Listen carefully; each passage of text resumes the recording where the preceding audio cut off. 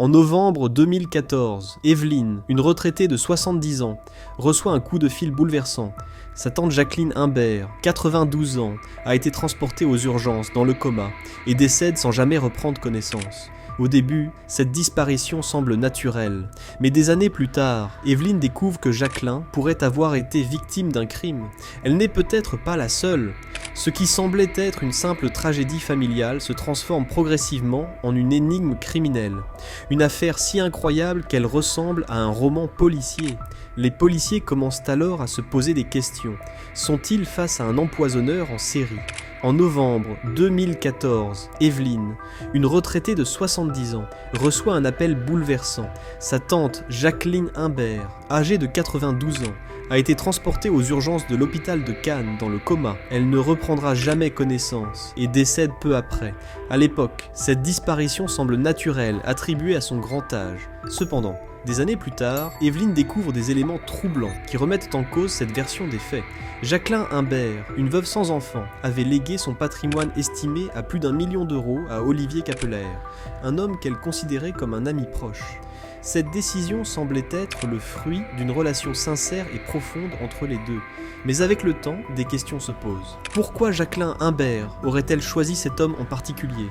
Et surtout, que s'est-il réellement passé ce jour-là ? Evelyne, poussée par un sentiment d'inquiétude croissante, commence à creuser davantage. Elle apprend que la mort de sa tante pourrait avoir été préméditée, voire criminelle. Ce n'est qu'après une série d'autres événements similaires impliquant d'autres personnes âgées que les enquêteurs commencent à envisager la possibilité d'un empoisonnement organisé. Les circonstances entourant la mort de Jacqueline Imbert restent encore floues, mais elles jettent les bases d'une affaire complexe où l'argent semble jouer un rôle central. Cet épisode marque le début d'une enquête qui dévoilera bien plus que prévu. Une trame criminelle bien plus large que personne ne l'aurait imaginé. Le 7 avril 2015, une journée banale bascule dans le cauchemar pour Suzanne Bailly, une femme de 85 ans vivant au Canet. Ce jour-là, alors qu'elle se sent soudain mal, elle appelle à l'aide son voisin Gabriel Marino, un homme de 62 ans qui s'occupe régulièrement des petits travaux pour les retraités de la résidence. En quelques minutes, la situation devient critique. Suzanne est retrouvée par terre, en proie à des convulsions et des difficultés respiratoires. Gabriel, alarmé, appelle immédiatement les secours. Pendant ce temps, Annie Roy, une voisine de palier, arrive sur place et découvre une scène troublante. Suzanne est dans un état hallucinatoire, déconnectée de la réalité, parlant de choses incompréhensibles comme des mimosas en carton ou un cheval au plafond. Vers 18h, les ambulanciers prennent en charge Suzanne et l'emmènent d'urgence à l'hôpital de Cannes. Ses proches craignent le pire, mais l'histoire ne s'arrête pas là. Quelques heures après avoir accompagné Suzanne aux urgences, Gabriel Marino commence lui aussi à ressentir des symptômes inquiétants. Troubles visuels, sueurs abondantes, désorientation. Il perd progressivement le contrôle de sa voiture, touchant même le trottoir avant de regagner difficilement son domicile. Une fois chez lui, il s'effondre littéralement, incapable de bouger ou de respirer correctement.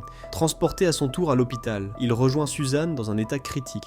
Les médecins, intrigués par cette coïncidence étrange, ordonnent des prélèvements urinaires et sanguins. Les résultats sont accablants. Dans le sang et les urines des deux victimes, on retrouve des traces d'atropine, une substance toxique pouvant être mortelle à forte dose.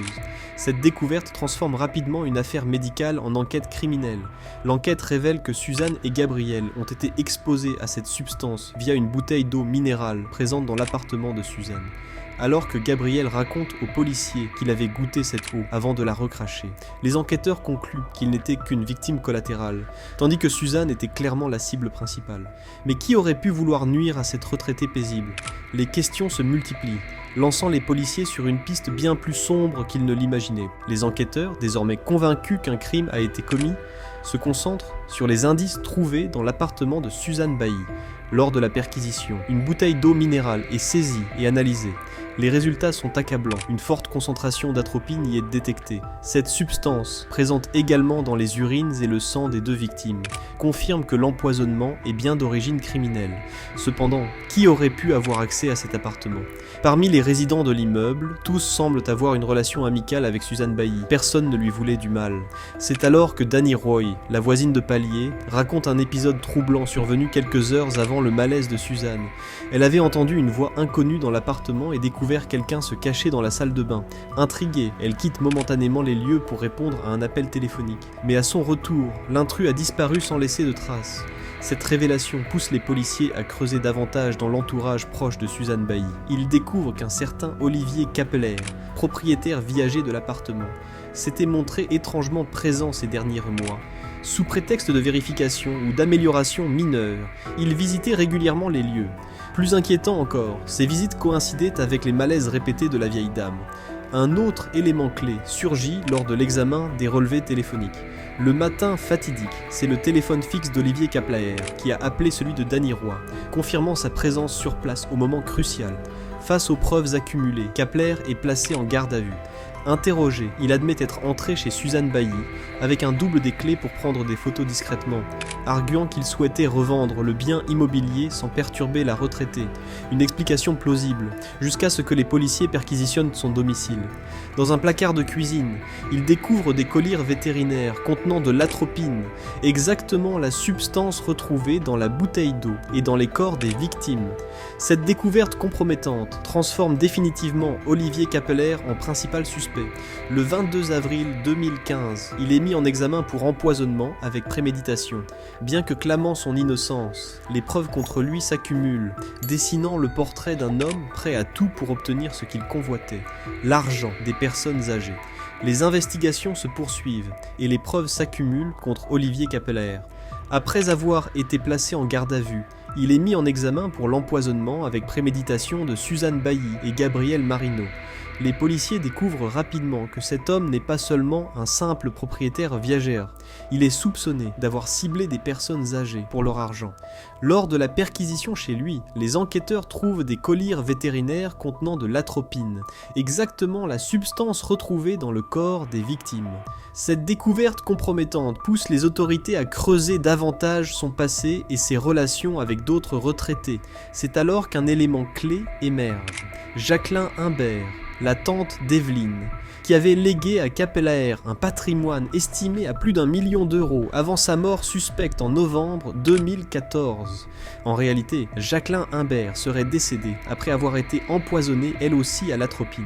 Une exhumation du corps confirme les craintes. Une surdose de cette substance a été administrée avant sa mort. Le mobile devient de plus en plus évident, la cupidité. Capeller, confronté à des difficultés financières après la faillite de son entreprise, aurait manipulé ces personnes âgées bourbitonant pour accéder à leurs biens. Face aux accusations, Capeller continue de clamer son innocence. Il avance même une version inattendue. Selon lui, Jacqueline Imbert aurait souhaité mettre fin à ses jours, et il aurait simplement aidé cette dernière par compassion. Une hypothèse jugée invraisemblable par les proches de la victime, qui décrivent une femme heureuse et attachée à la vie jusqu'à sa disparition. Les écoutes téléphoniques menées lors du procès viendront encore affaiblir sa défense. Dans une conversation interceptée entre lui et son frère, ce dernier admet que Capeller a reconnu sa culpabilité, expliquant qu'il était sous pression financière. Même sa propre mère le désavoue, qualifiant ses actes de graves erreurs commises pour une bicoque pourrie. Les preuves sont accablantes. L'image d'Olivier Capeller, auparavant décrit comme un ami attentionné et respecté, s'effondre peu à peu, révélant celle d'un prédateur calculateur prêt à tout pour obtenir ce qu'il convoitait. Le 4 mars 2019, le procès d'Olivier Capeller s'ouvre devant la cour d'assises des Alpes-Maritimes. Ce sont les empoisonnements de Suzanne Bailly et Gabriel Marino qui sont jugés, avec une accusation d'empoisonnement avec préméditation. L'ancien chef d'entreprise risque la réclusion criminelle à perpétuité. Si le dossier concernant Jacqueline Imbert plane au-dessus de ce procès, il n'est pas officiellement poursuivi pour ce crime à cette étape. Dans le box des accusés, Olivier Capeller apparaît confiant, se présentant comme une victime d'une erreur judiciaire. Il continue de clamer son innocence, malgré les preuves accablantes. Sa seule famille en présente est sa sœur, tandis que ses proches semblent l'avoir abandonné.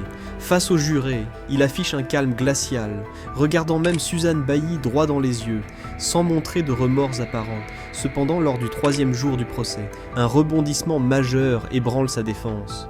Le président de la cour dévoile des écoutes téléphoniques inattendues. Dans une conversation captée après une visite au parloir, le frère d'Olivier admet que celui-ci aurait reconnu sa culpabilité, expliquant qu'il était sous pression financière. Ces mots constituant une trahison pour Kapelaer, qui jusque-là avait maintenu son innocence. Pire encore, une autre écoute met en lumière une remarque de sa propre mère. Il a déconné, il a sérieusement déconné. Tout ça pour une bicoque pourrie. Ces propos choquants montrent que même sa famille commence à le désavouer publiquement. L'accusé, visiblement affecté, perd alors contenance, révélant des failles dans sa façade jusqu'alors imperturbable. À l'issue des 3 jours d'audience, Olivier Kapelaer est condamné à 20 ans de réclusion criminelle pour les empoisonnements de Suzanne Bailly et Gabriel Marino. Bien que cette décision soit un premier verdict, elle reste provisoire puisqu'il a fait appel. Les victimes, quant à elles, doivent se préparer à revivre ces moments difficiles lors d'un nouveau procès. Quant à l'affaire Jacqueline Imbert, elle demeure en instruction. Olivier Kapelaer pourrait être jugé prochainement pour meurtre, prolongeant ainsi une affaire qui a marqué profondément la communauté du Canet et mis en lumière les dangers de la manipulation financière des personnes âgées. Cette sombre histoire soulève également des questions plus larges sur la confiance aveugle accordée à ceux qui semblent bienveillants, mais cachent des intentions criminelles. Affaire Olivier Kapelaer soulève bien plus qu'une simple question de culpabilité ou d'innocence. Elle nous confronte à des aspects sombres de la nature humaine et aux dangers qui guettent les personnes âgées, souvent fragiles et vulnérables. Cette histoire met en lumière une réalité troublante. Jusqu'où irions-nous pour de l'argent? Et surtout, comment pouvons-nous protéger ceux qui, comme Jacqueline Imbert et Suzanne Bailly, se retrouvent isolés face à des prédateurs? Aujourd'hui, alors que Kapelaer purge sa peine pour les empoisonnements de Suzanne Bailly et Gabriel Marino, le dossier concernant Jacqueline Imbert reste encore ouvert. Les questions continuent de se poser. Combien de victimes ignorées pourrait-il y avoir? Est-il vraiment un tueur en série spécialiste du viager, ou simplement un homme désespéré par ses problèmes financiers? C'est à vous maintenant de donner votre avis. Pensez-vous qu'Olivier Kapelaer soit réellement coupable des crimes dont il est accusé? Ou voyez-vous dans cette affaire une faille judiciaire? Partagez vos pensées dans les commentaires ci-dessous et n'hésitez pas à aborder ce sujet délicat avec vos proches. Ensemble, peut-être pourrons-nous mieux comprendre